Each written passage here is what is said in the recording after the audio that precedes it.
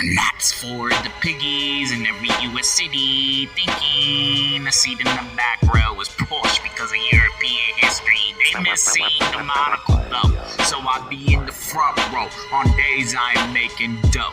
All alone, in the zone, on the phone, until the trailers go off the screen, along with all those production companies that never did a thing for me. This franchise feature is in dire need of a rewrite.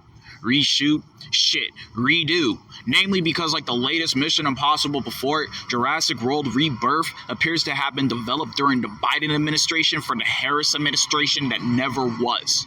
I noticed this because the majority of the film surrounds this unbearably unlikable Latino family that acts as a side quest for the picture, nearly eclipsing the whole plot, while the main feature deals with heavy hitters like Mahershala Ali and Scarlett Johansson, milking Spielberg for what he's worth, cheesing in front of the camera, getting all of the explosive action sequences, and taking care of the main plot, which is typical US Merc work turned into idealistic environmentalism, except comedically, this time human extinction is what's on the chopping block for this daring adventure because of a preventable ailment that derives from Western deaf culture known as heart disease.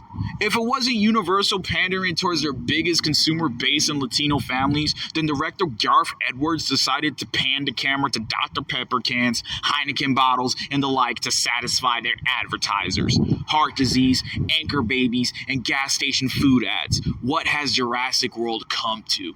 I did like David Cope's survivalist bait and switch maneuvers with his script, but I didn't like Mahershala Ali's portrayal of the sacrificial Negro trope. In the script, he has a son for collateral, yet he consistently throws himself in the way of mortal danger to not make it home to his son.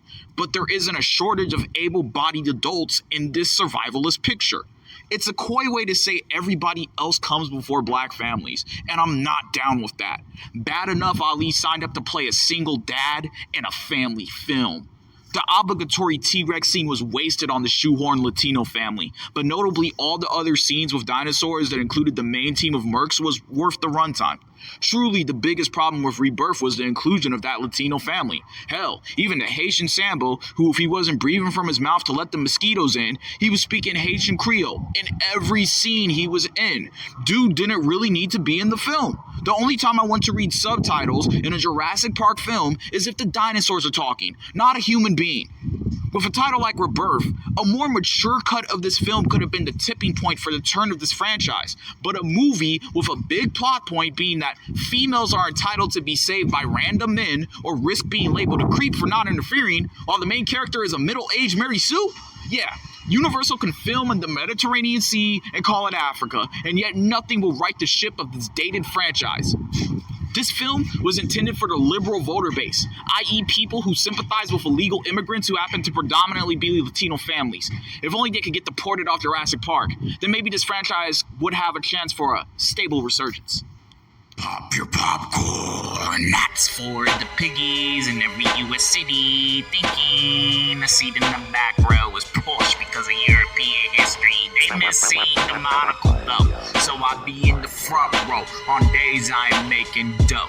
All alone, in the zone, on the phone, until the trailers go off the screen, along with all those production companies that never did a thing for me.